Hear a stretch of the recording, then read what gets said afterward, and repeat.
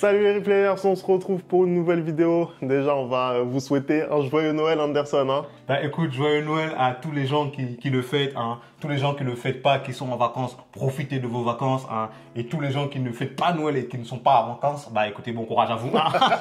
C'est très dur, hein. La fin d'année est proche, hein. On va bientôt accueillir une nouvelle année 2025. En tout cas, ouais, on pense à vous, on pense très fort à vous, que Dieu vous accompagne dans cette fin d'année, hein, que Dieu vous garde surtout, c'est le plus important. Et merci à vous de nous avoir accompagnés tout au long de cette année fantastique. Hein. On pourra, je pense que voilà, j'ai pas les mots pour vous dire merci, vraiment, Femi. Je sais pas si toi tu les as, hein, moi, en tout cas, j'ai pas assez les mots pour vous remercier. Non, mais c'est incroyable, encore une fois, ce qui se passe autour de la chaîne. On est plus de 7000, on est en route pour les 8000 abonnés. C'est fou le soutien que vous nous donnez à chaque fois, la gentillesse que vous avez également dans les commentaires. Donc, merci pour tout ça. Aujourd'hui, on va faire une petite vidéo un petit peu plus ludique. Hein. On s'est suffisamment discuté hein, durant l'année. Hein. Et aujourd'hui, on va essayer d'argumenter, hein, de s'intéresser au top 5. Je retire ce que j'ai dit. Je ne sais pas si ça va être aussi tranquille que ça. Ça va pas du tout être tranquille, mais je pense que ça sera pas du tout tranquille. On va essayer de s'intéresser au top 5 africains sur ce 21e siècle. Ouais, voilà. Je pense qu'on va faire la liste des 5 meilleurs joueurs du 21e siècle, hein, africains en tout cas. On va essayer de donner notre liste et ensuite d'argumenter pourquoi telle personne est devant telle personne. Hein. Je pense que ça va mener à pas mal de débats hein, entre nous déjà et je pense que ça va amener pas mal de débats dans les commentaires. Voilà, donc n'hésitez pas, vous également, hein, de nous lâcher votre top 5 des joueurs africains du 21e siècle. Hein. Attention, hein, tout ce qui est Abedi, Pelé, Georges Weah, tout ça on compte pas. Roger Mila, tout ça, non, on met pas dedans. Donc 21e siècle. On reste sur le 21e siècle, on envoie le générique et on démarre tout de suite.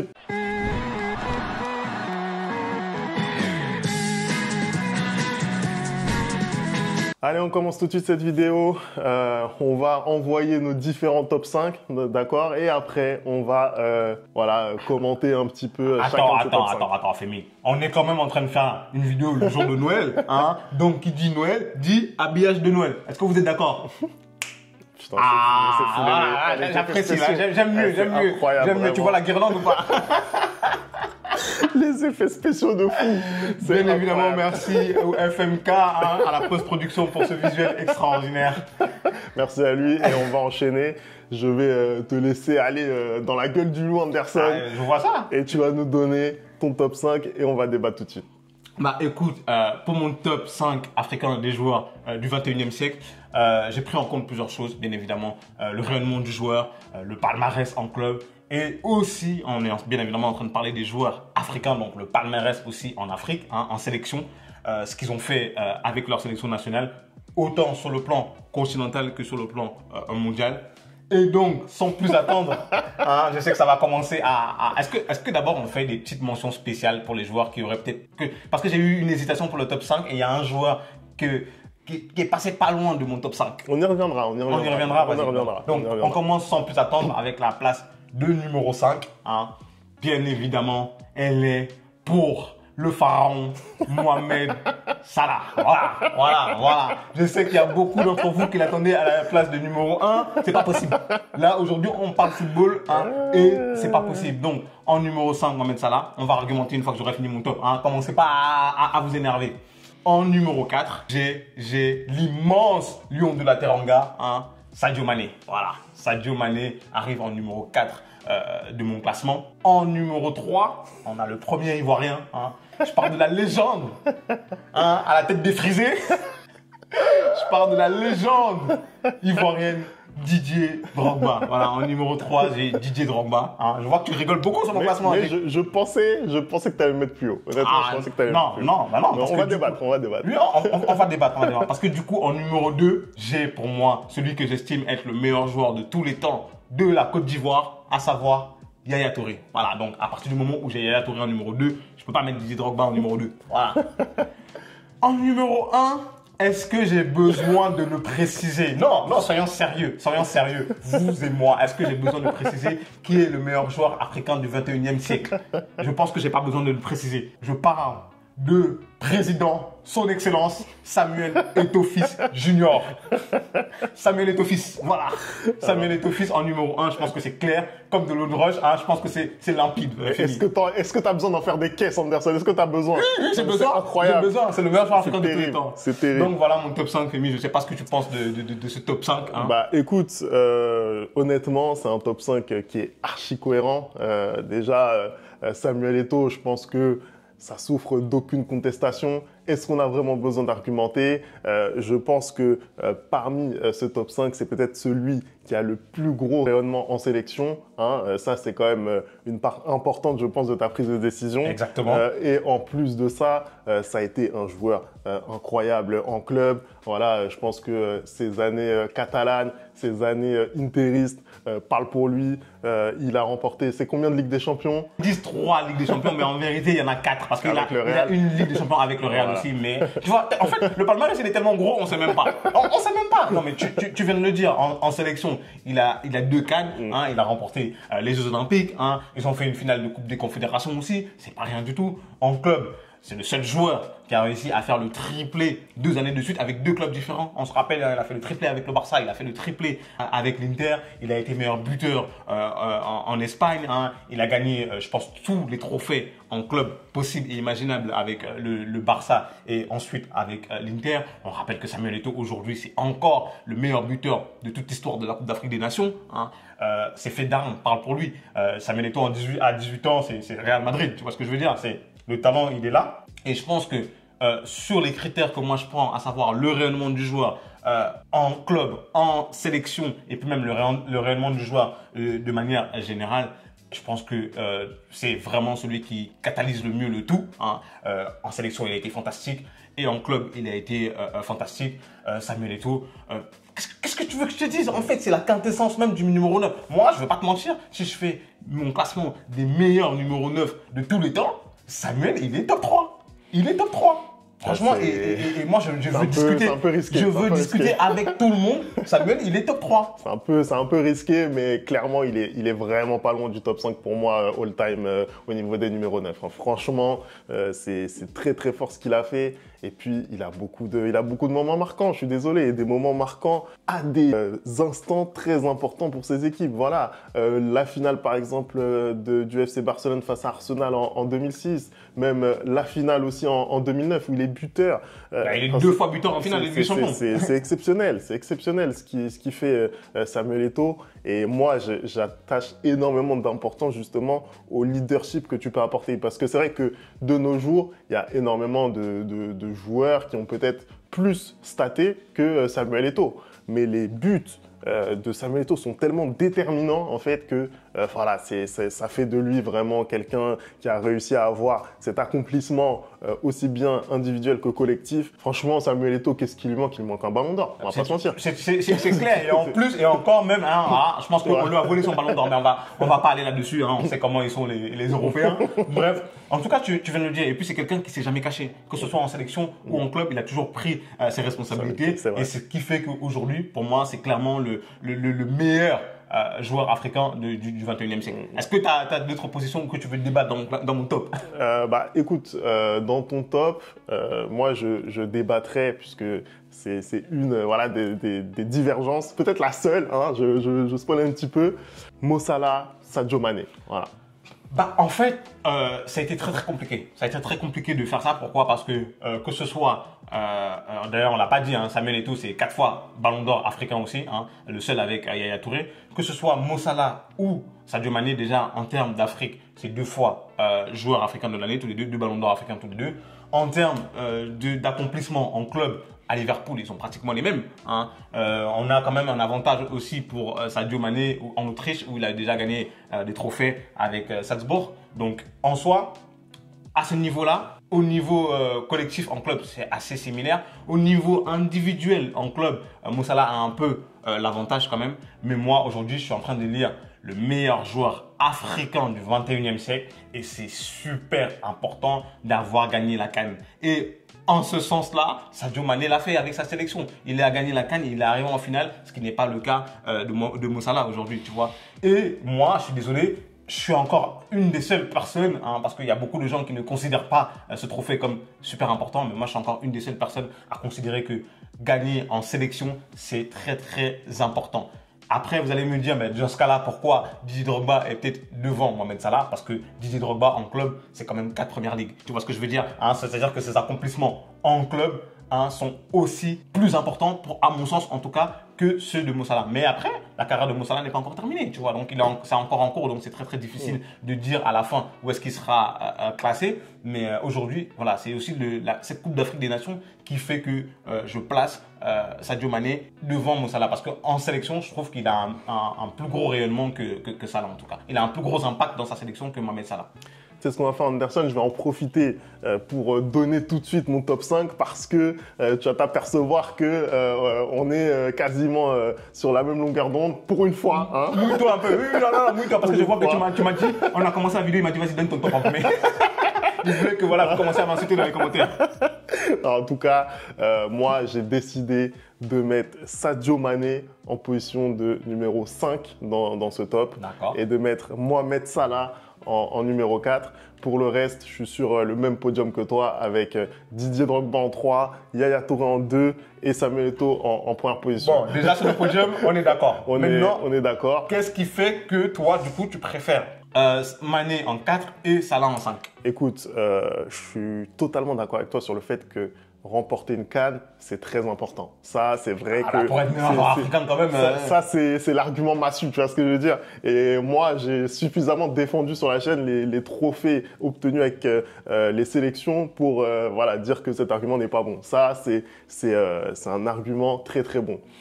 Maintenant, je regarde un petit peu la carrière des deux joueurs et moi, j'ai vraiment, comment dire, j'accorde énormément d'importance aussi à la régularité quand même sur l'ensemble d'une carrière. Aujourd'hui, Mohamed Salah, statistiquement, c'est une machine. C'est une machine. C'est-à-dire que vraiment, aujourd'hui, tu parles de Liverpool, c'est Mohamed Salah. Tu vois ce que je veux dire? Il a vraiment réussi à associer son nom avec son club. C'est-à-dire que c'est vraiment lui qui a le leadership de ce club-là. Et ça, depuis des années et des années. C'est vrai qu'il y a eu ce trident Mané, Firmino, Salah. Mais Salah, lui, il a survécu à ce trident-là. Tu vois ce que je veux dire? Après, quand tu regardes les finales aussi, les finales des champions, l'homme des rendez-vous, des grands rendez-vous, à chaque fois, pour moi, c'est plus Mané que Salah. Après, voilà, Salah, on se rappelle aussi de la façon dont il avait été pris à partie par, on dira pas qui, en finale de la Ligue des Champions. Mais voilà, en tout cas,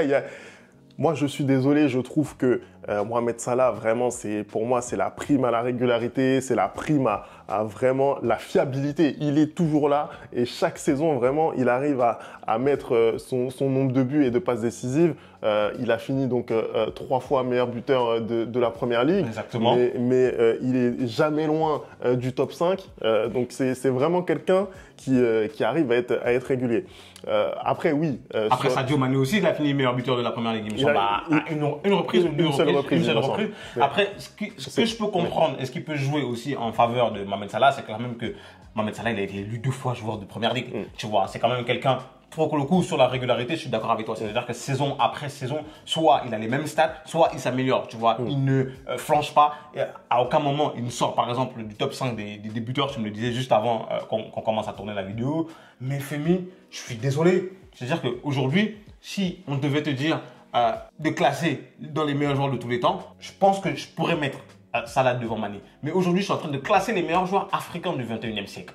Et moi, je ne peux pas ne pas prendre en compte ce paramètre de Coupe d'Afrique ou même ce paramètre Coupe du Monde. On parle d'un Mohamed Salah qui, en Coupe d'Afrique, ne réussit pas. Et en Coupe du Monde, c'est encore plus compliqué. On parle quand même d'un Mohamed Salah qui joue avec la sélection la plus titrée en Afrique, en tout cas la Coupe d'Afrique, qui est l'Égypte. Alors que, de l'autre côté, non, après on est sur une génération dorée du Sénégal. Je dis pas non, mais cette génération dorée du Sénégal, elle est portée par son joueur le plus expérimenté, qui est Sadio Mané. Sadio Mané, il a une grosse part de responsabilité dans le parcours des Lions de la Teranga. C'est lui qui met ce penalty qui va arracher la canne. Tu vois ce que je veux dire en fait? J'avais envie de dire, il porte ses coronets. C'est clairement le cas en fait. Après, je crois qu'il rate un penalty malgré tout dans le jeu. Donc c'était un duel d'ailleurs entre les deux. Mais oui, il gagne ce match finalement Pour moi, c'est ça. Voilà, il y a eu cette confrontation-là et finalement, c'est lui qui l'a emporté. Donc, je suis obligé de le mettre devant. Mais au final, on voit à quoi ça tient. Ça tient à un penalty qu'il met lors de la séance de tir au but.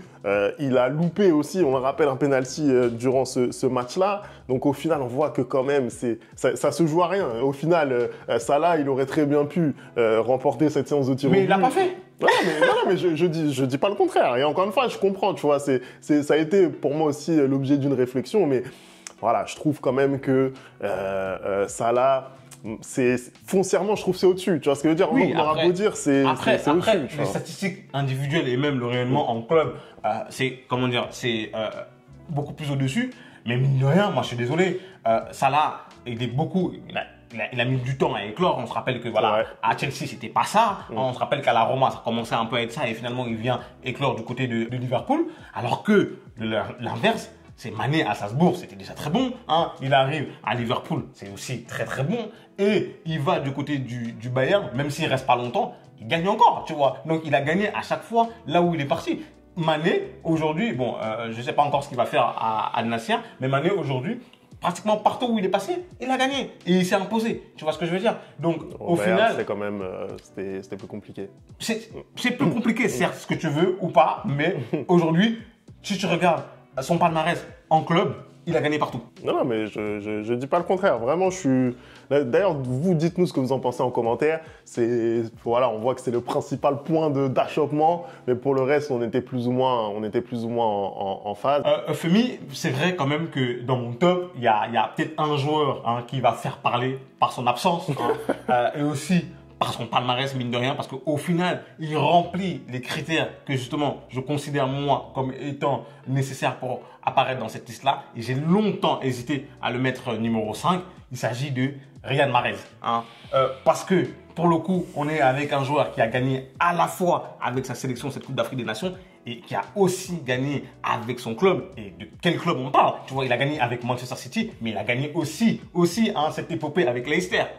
Donc, comment faire? Pour toi, en fait, j'ai longtemps hésité à mettre Riyad Mahrez dans ce top 5-là parce que j'estime qu'il mériterait d'avoir sa place. Mais quand je regarde les 5 qui sont devant lui, je me dis qu'il a beaucoup moins de rayonnement qu'eux, en fait. Moi, je pense que vraiment ce qui me fait hésiter, parce que forcément, il est aussi rentré dans la réflexion de mon côté, c'est son année avec Leicester. Son année avec Leicester, je la trouve vraiment exceptionnelle parce que là, pour le coup, il porte l'équipe. Bien sûr qu'il y a d'autres individualités qui sont très fortes cette année. N'Golo Kanté, Jamie Vardy, bien sûr.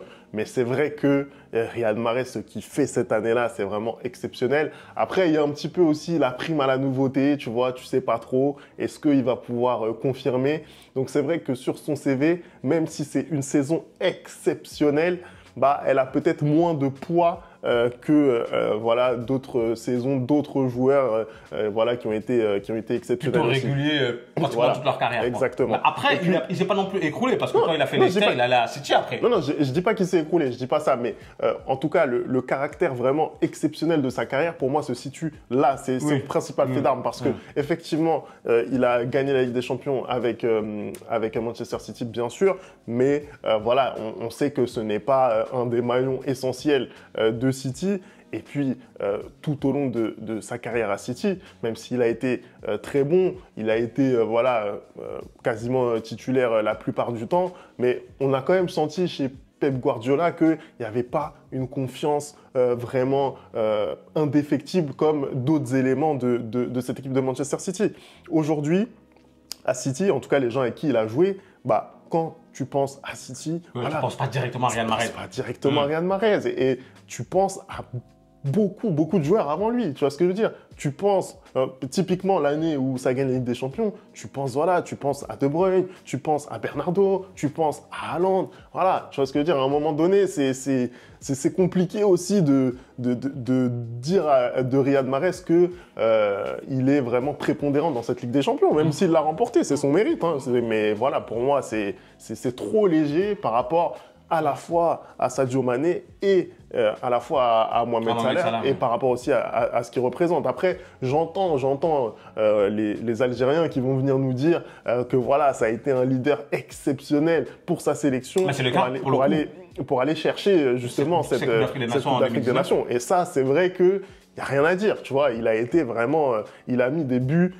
vraiment prépondérants qui ont permis à l'Algérie d'aller chercher ce titre, tu vois. Donc ça, il y a vraiment rien à dire. Moi, je suis d'accord avec toi aussi. Vraiment, le rôle important qu'il joue avec la sélection et le rôle important qu'il joue avec Leicester mérite justement qu'on réfléchisse à le mettre dans ce classement-là ou pas. Et après, c'est sur la longévité qui fait que, pour moi, il termine vraiment à la dernière marche de ce top 5 là, parce que j'aurais pu le mettre. En fait, si quelqu'un le met dans son top 5 des meilleurs joueurs africains du 21e siècle, ça va me choquer. Ça va pas me choquer du tout. Mais moi, j'estime que c'est beaucoup trop juste par rapport à Mané et à Salah. Et c'est pour ça qu'il termine à la 6e place de mon top 5. Voilà. Et puis il y a eu aussi, il y a eu là les 2 échecs successifs de l'Algérie au premier tour d'une CAN, quand même. Et c'est lui le capitaine. C'est lui le capitaine, tu vois. Il doit normalement permettre à son équipe au moins d'aller en 8e de finale. On sait très bien que parmi les meilleurs 3e, tu peux y aller, tu vois ce que je veux dire. Et malgré ça, il n'arrive pas à se qualifier pour les 8e de finale 2 années de suite, tu vois. Pendant que les autres, quand même, arrivent à avoir, je trouve, un niveau plancher qui est supérieur. Il y a aussi cette qualification manquée pour la Coupe du Monde, alors qu'ils avaient les clés en main et ils se font battre par... Voilà, on va pas le dire, mais... Moi, je ne vais plus provoquer les Algériens, parce qu'après, on va encore dire que j'ai cherché le problème. C'est Femi qui l'a dit, hein, c'est pas moi. Non, mais il faut dire la vérité. Moi j'avais regardé ce match, mais je me dis, mais comment l'Algérie ne se qualifie pas? À domicile, à domicile, tu vois ce que je veux dire? Ils tiennent le match jusque dans les derniers instants, ils n'arrivent pas à se qualifier. Voilà, ça c'est quand même des tâches dans le CV de Riyad Mahrez. Pour moi, voilà, c'est logique de ne pas le mettre dans le top 5, je suis désolé.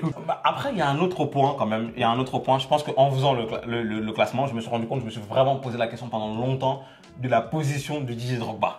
Parce que, en fait, moi, dans mon esprit, il n'y avait pas de doute. Et finalement, malgré tout, je l'ai quand même mis numéro 3 dans mon classement. Mais en regardant de plus près ses accomplissements, cette statistique, je me rends compte que finalement, Didier, tu l'as si bien dit justement, a peut-être laissé dans nos têtes, en tout cas, une impression beaucoup plus positive que ce qu'il a réellement fait dans le monde du football. Qu'est-ce que tu en penses? Non, je suis totalement d'accord avec toi. Et justement, on en parlait avant de faire cette vidéo. C'est vrai que Didier Drogba, oui, il a marqué toute une génération d'Africains qui aiment le football. Moi, personnellement, c'est mon joueur préféré du top 5, je dis la vérité, parce que voilà, c'est un joueur qui dégage une puissance, voilà, c'est incroyable. Moi, je l'ai découvert, Drogba, je l'ai découvert à Guingamp, hein, quand voilà, il mettait un petit peu à l'amende le PSG, tout ça, c'était un peu compliqué. Il nous a fait une remontada, j'ai pas oublié. Et après, à partir de là, il a toujours performé,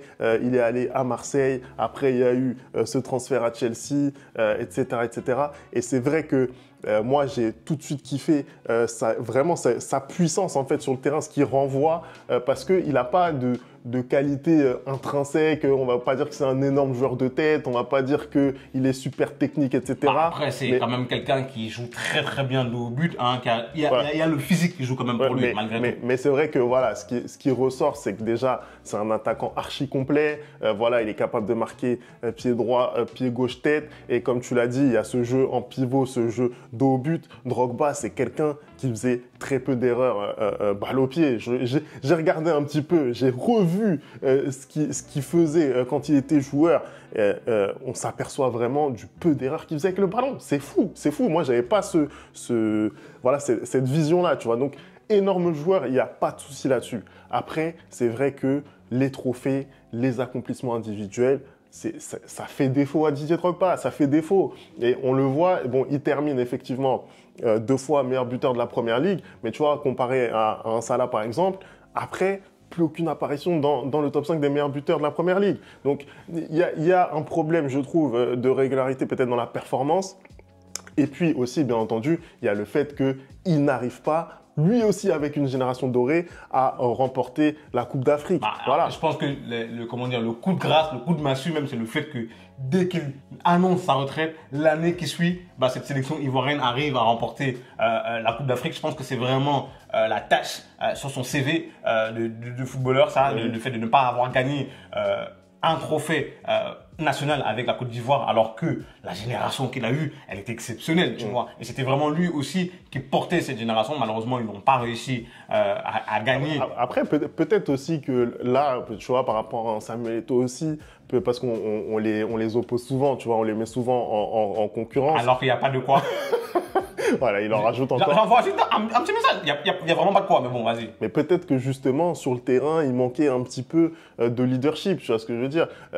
Non, moi je suis pas d'accord. Non. Didier, il a toujours fait preuve de leadership sur le terrain avec la Côte d'Ivoire. Toujours. Peut-être qu'il en manquait un petit peu. Je te dis pas que c'était pas un des leaders, mais peut-être que par rapport à un Samuel Eto'o, peut-être qu'il en manquait un petit peu. Honnêtement, je te dis pas que c'était pas un leader, parce qu'en plus, il a pris lui aussi, je pense, énormément sur ses épaules, notamment politiquement. Il a joué à une période où c'était très compliqué. Donc effectivement, voilà, c'est Didier Drogba, il représente énormément, et c'est pour ça souvent que on le voit peut-être plus beau que ce qu'il n'est réellement. Mais oui, il y a quand même certains manques, on va pas se mentir. Et pour moi, c'est pour ça que je le mets en 3e position. Je suis heureux de voir quand même que tu as eu Non, après, je le garde quand même en 3e position dans le sens où, mine de rien, le réellement, comme tu viens de le dire, dans sa sélection nationale, même s'il n'a pas gagné de titre, contrairement à un Salah, je trouve quand même que Didier a beaucoup plus porté la Côte d'Ivoire que Salah porte l'Égypte. Et surtout que, mine de rien, Didier en club avec Chelsea, c'est quand même 4 fois champion d'Angleterre. C'est pas rien, hein, c'est quand même 4 coupes d'Angleterre. Didier, c'est une Ligue des Champions avec Chelsea où il est un des gros artisans. Didier, c'est une coupe de l'UEFA avec Marseille. Hein, je pense que c'est le dernier trophée européen de Marseille. Finale. Finale, oui, pardon, c'est vrai. J'ai oublié. C'est finaliste avec l'Olympique de Marseille. Donc du coup, quand même, son palmarès en club, et pareil, il est allé à Chelsea, il a gagné, il est allé à Marseille, il a gagné, il est allé à Galatasaray aussi, il a gagné. Hein, il a gagné la Super League turque. Donc au final, c'est quand même quelqu'un aussi, chaque fois où il est passé, il a gagné. Donc en vrai, je ne peux pas lui enlever ça non plus. Non, bien sûr. Et puis, typiquement, tu vois, la Ligue des Champions qu'il remporte avec Chelsea, la première de l'histoire de son club, ça couronne un petit peu aussi sa carrière. C'est vrai que voilà, Didier Drogba, encore une fois, il a jamais eu l'image du petit crack, la petite pépite, etc. Après, il a commencé super tard, tu vois, il a eu du mal à éclore. Voilà, c'est ça, il a eu du mal à éclore. Il en avait parlé d'ailleurs récemment dans une interview. Et c'est vrai que là, le fait de le voir couronné comme ça avec une Ligue des Champions qui a été obtenue, on s'en rappelle, dans des conditions assez ubuesques, rocambolesques. Donc effectivement, ça c'est vrai que c'est quelque chose qui a marqué les gens et c'est quelque chose qui a contribué à la légende de Drogba. Le fait qu'il puisse comme ça marquer en finale, qu'il puisse marquer ce penalty aussi vainqueur dans un scénario de fou, ça renforce sa légende et ça renforce vraiment l'amour que les gens ont pour Drogba. Donc voilà, pour tout ça, je pouvais pas l'enlever de mon top, tu vois. Moi, je suis désolé, mon top, ça restera toujours la même chose. Donc aujourd'hui, quiconque veut débattre avec moi, me trouver des arguments pour me dire que Eto'o ne mérite pas d'être premier, que Yaya Touré ne mérite pas d'être deuxième et que Didier Drogba ne mérite pas d'être troisième, qui viennent parler avec moi. Allez, merci d'avoir regardé cette vidéo. On n'oublie pas les bonnes habitudes @replayfoot. On espère que vous avez apprécié la regarder. Surtout, n'hésitez pas à nous donner votre avis. Là, on vous attend. On est prêt à débattre. Moi, je veux vos tops. Donnez vos tops. Moi, de toute façon, c'est simple. Moi, je ne fête pas Noël. Je suis prêt à répondre. Vous voyez ce que je veux dire? Je suis prêt à débattre. Il n'y a aucun souci. Donc, allez-y. N'hésitez pas à commenter, à liker si vous avez kiffé. Et on se retrouve très vite pour une nouvelle vidéo. Ciao.